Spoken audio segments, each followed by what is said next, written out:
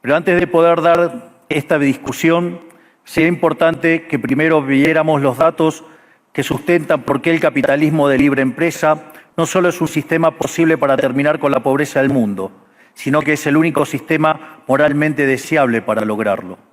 Dicen que el capitalismo es malo porque es individualista y que el colectivismo es bueno porque es altruista, con la ajena. Y en consecuencia bregan por la justicia social. Pero este concepto que en el primer mundo se ha puesto de moda en la última época, en mi país es una constante del discurso político desde hace más de 80 años. El problema es que la justicia social no es justa, sino que tampoco aporta al bienestar general. Muy por el contrario, es una idea intrínsecamente injusta, porque es violenta. Es injusta porque el Estado se financia a través de impuestos, y los impuestos se cobran de manera coactiva. ¿O acaso alguno de nosotros puede decir que paga los impuestos de manera voluntaria?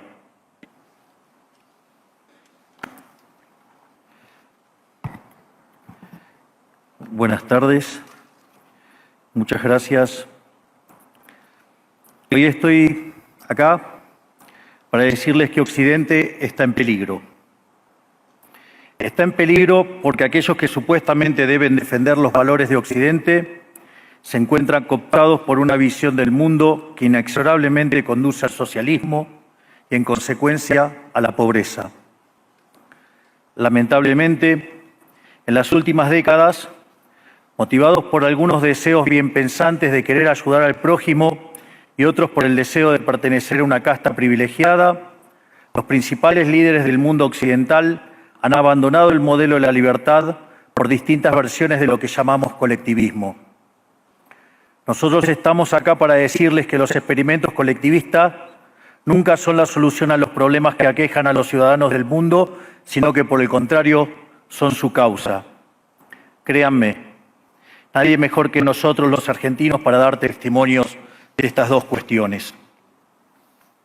Cuando adoptamos el modelo de la libertad, allá por el año 1860, en 35 años nos convertimos en la primer potencia mundial, mientras que cuando abrazamos el colectivismo, a lo largo de los últimos 100 años, vimos cómo nuestros ciudadanos comenzaron a empobrecerse sistemáticamente hasta caer en el puesto número 140 del mundo. Pero antes de poder dar esta discusión, sería importante que primero viéramos los datos que sustentan por qué el capitalismo de libre empresa no solo es un sistema posible para terminar con la pobreza del mundo, sino que es el único sistema moralmente deseable para lograrlo. Si consideramos la historia del progreso económico, podemos ver cómo desde el año 0 hasta el año 1800 aproximadamente, el PBI per cápita del mundo prácticamente se mantuvo constante durante todo el periodo de referencia. Si uno mira un gráfico de la evolución del crecimiento económico a lo largo de la historia de la humanidad, uno estaría viendo un gráfico con la forma de un palo de hockey, una función exponencial que se mantuvo constante durante el 90% del tiempo y se dispara exponencialmente a partir del siglo XIX. La única excepción a esta historia de estancamiento se dio a finales del siglo XV con el descubrimiento de América. Pero salvando esta excepción, a lo largo de todo el periodo entre el año 0 y el año 1800, el PBI per cápita a nivel global se mantuvo estancado. Ahora bien, no solo que el capitalismo generó una explosión de riqueza desde el momento que se adoptó como sistema económico, sino que, si uno analiza los datos, lo que se observa es que el crecimiento se viene acelerando a lo largo de todo el periodo. Durante todo el periodo comprendido entre el año 0 y el 1800, la tasa de crecimiento del PBI per cápita se mantuvo estable en torno al 0,02% anual, es decir, prácticamente sin crecimiento. A partir del siglo XIX, con la revolución industrial, la tasa de crecimiento pasa al 0,66%. A ese ritmo, para duplicar el PBI per cápita, se necesitarían crecer durante 107 años. Ahora bien, si observamos el periodo entre 1900 y 1950, la tasa de crecimiento se acelera al 1,66% anual. Ya no necesitamos 107 años para duplicar el PBI per cápita, sino 66. Y si tomamos el periodo comprendido entre 1950 y el año 2000, vemos que la tasa de crecimiento fue de 2,1% anual, lo que derivaría en que en solo 33 años podríamos duplicar el PBI per cápita del mundo. Esta tendencia, lejos de detenerse, se mantiene viva aún hoy. Si tomamos el periodo entre el año 2000 y el 2023, la tasa de crecimiento volvió a acelerar el 3% anual, lo que implica que podríamos duplicar nuestro PBI per cápita en el mundo en tan solo 23 años. Ahora bien, cuando se estudia el PBI per cápita desde el año 1800 al día de hoy, lo que se observa es que luego de la revolución industrial, el PBI per cápita mundial se multiplicó por más de 15 veces, generando una explosión de riqueza que sacó de la pobreza al 90% de la población mundial. No debemos olvidar nunca que para el año 1800, cerca del 95% de la población mundial vivía en la pobreza más extrema, mientras que ese número cayó al 5% para el año 2020, previo a la pandemia. La conclusión es obvia. Lejos de ser la causa de nuestros problemas, el capitalismo de libre empresa como sistema económico es la única herramienta que tenemos para terminar con el hambre, la pobreza y la indigencia a lo largo y a lo ancho de todo el planeta. La evidencia empírica es incuestionable. Por eso, como no cabe duda de que el capitalismo de libre mercado es superior en términos productivos, la doxa de izquierda ha atacado al capitalismo por sus cuestiones de moralidad, por ser, según ellos, dicen sus detractores, que es injusto. Dicen que el capitalismo es malo porque es individualista y que el colectivismo es bueno porque es altruista, con la ajena. Y en consecuencia bregan por la justicia social. Pero este concepto que en el primer mundo se ha puesto de moda en la última época, en mi país es una constante del discurso político desde hace más de 80 años. El problema es que la justicia social no es justa, sino que tampoco aporta al bienestar general. Muy por el contrario, es una idea intrínsecamente injusta, porque es violenta. Es injusta porque el Estado se financia a través de impuestos, y los impuestos se cobran de manera coactiva. ¿O acaso alguno de nosotros puede decir que paga los impuestos de manera voluntaria? Lo cual significa que el Estado se financia a través de la coacción, y que a mayor carga impositiva, mayor es la coacción, menor es la libertad. Quienes promueven la justicia social parten de la idea de que el conjunto de la economía es una torta que se puede repartir de una manera distinta. Pero esa torta no está dada, es riqueza que se va generando en lo que, por ejemplo, Israel Kirzler llama un proceso de descubrimiento de mercado. Si el bien o servicio que ofrece una empresa no es deseado, esa empresa quiebra a menos que se adecúe a lo que el mercado le está demandando. Si genera un producto de buena calidad a un buen precio atractivo, le va a ir bien y va a producir más. De modo que el mercado es un proceso de descubrimiento en el cual el capitalista encuentra sobre la marcha el rumbo correcto. Pero si el Estado castiga al capitalista por tener éxito y lo bloquea en este proceso de descubrimiento, destruye sus incentivos y las consecuencias de ello es que va a producir menos y la torta será más chica, generando perjuicio para el conjunto de la sociedad. El colectivismo, al inhibir estos procesos de descubrimiento y al dificultar la apropiación de lo descubierto, ata al emprendedor de las manos y le imposibilita producir mejores bienes y ofrecer mejores servicios a un mejor precio. ¿Cómo puede ser entonces que desde la academia, los organismos internacionales, la política y la teoría económica se demonice un sistema económico que no solo ha sacado de la pobreza más extrema al 90% de la población mundial y lo hace cada vez más rápido, sino que además es justo y moralmente superior? Gracias al capitalismo de libre empresa, hoy el mundo se encuentra en su mejor momento. No hubo nunca en toda la historia de la humanidad un momento de mayor prosperidad que el que vivimos hoy. El mundo de hoy es más libre, más rico, más pacífico y más próspero que en cualquier otro momento de nuestra historia.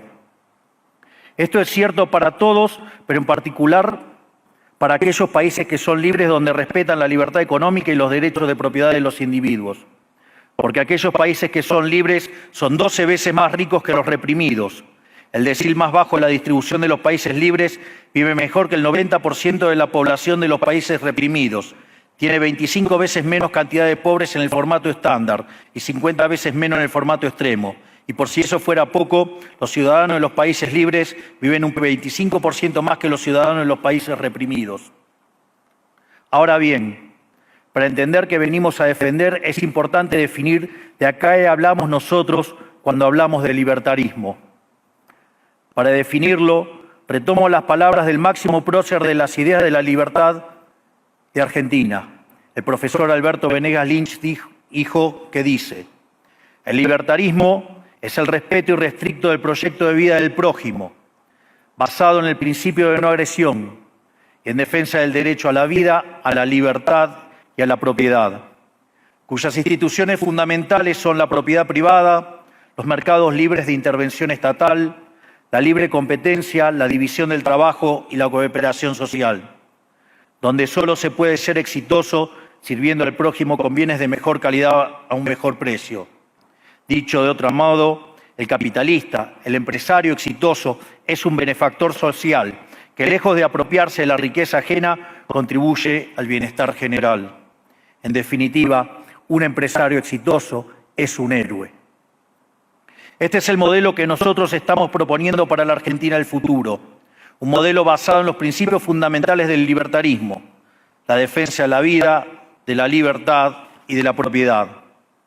Ahora bien, si el capitalismo de libre empresa y la libertad económica han sido herramientas extraordinarias para terminar con la pobreza en el mundo, y nos encontramos hoy en el mejor momento de la historia de la humanidad, vale la pena preguntarse por qué digo entonces que Occidente está en peligro.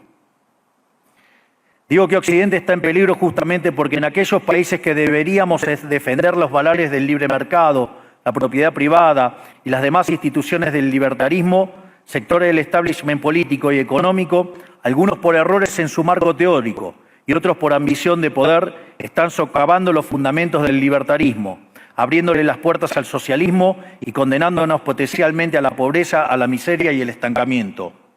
Porque nunca debe olvidarse que el socialismo es siempre y en todo lugar un fenómeno empobrecedor, que fracasó en todos los países que se intentó. Fue un fracaso en lo económico, fue un fracaso en lo social, fue un fracaso en lo cultural y además asesinó a más de 100 millones de seres humanos. El problema esencial de Occidente hoy es que no solo debemos enfrentarnos a quienes, aún luego de la caída del muro y la evidencia empírica abrumadora, siguen bregando por el socialismo empobrecedor, sino también a nuestros propios líderes, pensadores y académicos que, amparados en un marco teórico equivocado, socavan los fundamentos del sistema que nos ha dado la mayor expansión de riqueza y prosperidad de nuestra historia. El marco teórico al que me refiero es el de la teoría económica neoclásica, que diseña un instrumental que, sin quererlo, termina haciendo funcional la intromisión del Estado, el socialismo y la degradación de la sociedad.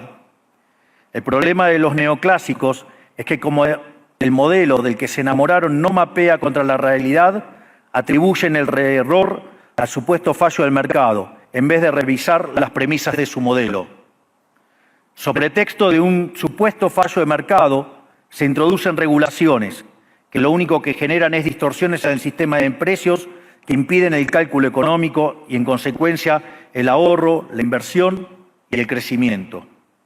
Este problema radica esencialmente en que ni siquiera los economistas supuestamente libertarios comprenden qué es el mercado, ya que si se comprendiera, se vería rápidamente que es imposible que exista algo así como un fallo de mercado. El mercado no es una mera descripción gráfica de una curva de oferta y otra de demanda en un gráfico. El mercado es un mecanismo de cooperación social donde se intercambian voluntariamente derechos de propiedad. Por lo tanto, dada esta definición, hablar de fallo de mercado es un oxímoron. No existe el fallo de mercados. Si las transacciones son voluntarias, el único contexto en el que puede haber un fallo de mercado es si hay coacción.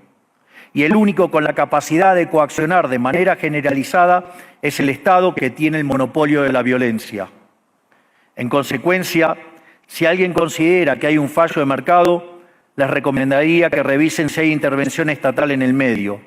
Y si encuentran que no hay intervención estatal en el medio, les sugiero que hagan de nuevo el análisis porque definitivamente está mal. Los fallos de mercado no existen.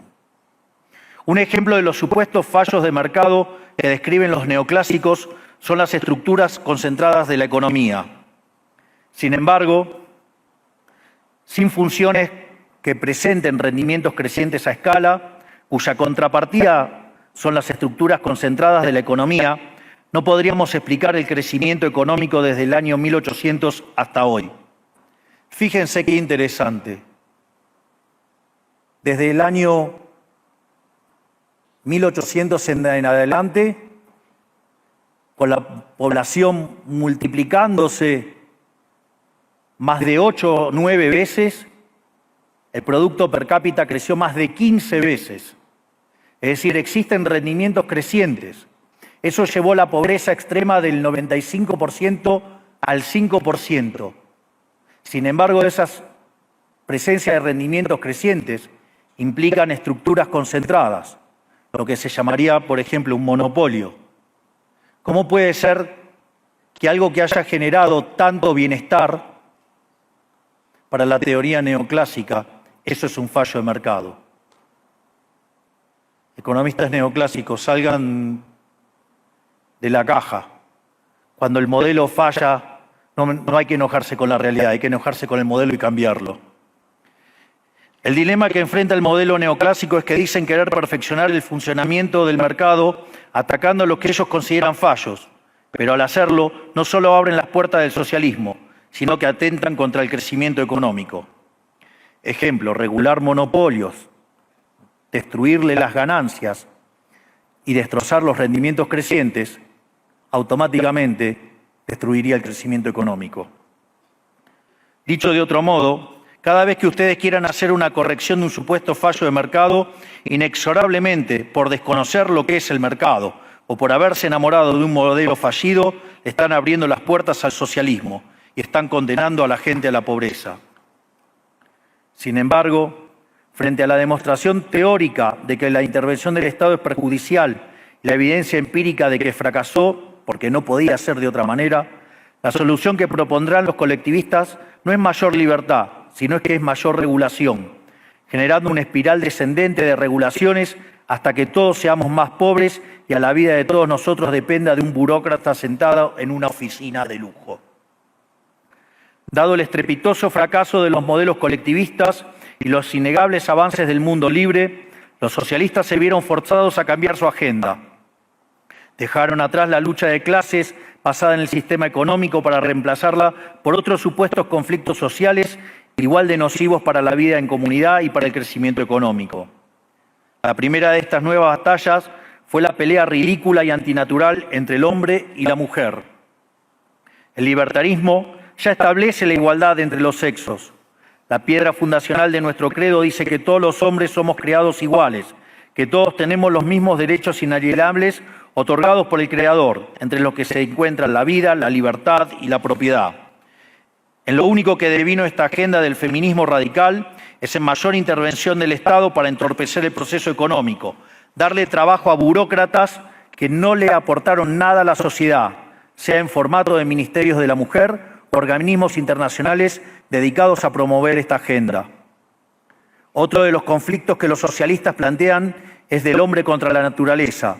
Sostienen que los seres humanos dañamos el planeta y que debe ser protegido a toda costa, incluso llegando a abogar por mecanismos de control poblacional o en la agenda sangrienta del aborto. Lamentablemente, estas ideas nocivas han pregnado fuertemente nuestra sociedad. Los neomarxistas han sabido cooptar el sentido común de Occidente. Lograron esto gracias a la apropiación de los medios de comunicación, de la cultura, de las universidades y sí, también de los organismos internacionales. Este último caso es el más grave, tal vez, porque se trata de instituciones que tienen enorme influencia en las decisiones políticas y económicas de los países que integran esos organismos multilaterales. Por suerte, somos cada vez más los que nos atrevemos a levantar la voz, porque vemos que si no combatimos frontalmente estas ideas, el único destino posible es que cada vez vamos a tener más Estado, más regulación, más socialismo, más pobreza, menos libertad y, en consecuencia, peor nivel de vida. Occidente, lamentablemente, ya comenzó a transitar este camino. Sé que a muchos les puede sonar ridículo plantear que Occidente se ha volcado al socialismo, pero solo es ridículo en la medida que uno se restringe a la definición económica tradicional del socialismo, que establece que es un sistema económico donde el Estado es el dueño de los medios de producción. Esta definición debería ser, desde mi punto de vista, actualizada a las circunstancias presentes. Hoy los estados no necesitan controlar directamente los medios de producción para controlar cada aspecto de la vida de los individuos. Con herramientas como la emisión monetaria, el endeudamiento, los subsidios, el control de la tasa de interés, los controles de precios y las regulaciones para corregir los supuestos fallos de mercado, pueden controlar los destinos de millones de seres humanos. Así es como llegamos al punto en el que, con distintos nombres o formas, buenas partes de las ofertas políticas generalmente aceptadas en la mayoría de los países de Occidente son variantes colectivistas.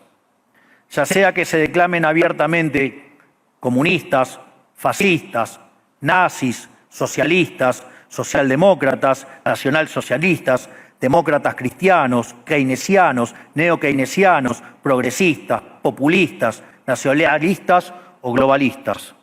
En el fondo, no hay diferencias sustantivas. Todos sostienen que el Estado debe dirigir todos los aspectos de la vida de los individuos. Todas definen un modelo contrario al que llevó a la humanidad al progreso más espectacular de su historia. Nosotros venimos hoy aquí a invitar a los demás países de Occidente a que retomemos el camino de la prosperidad.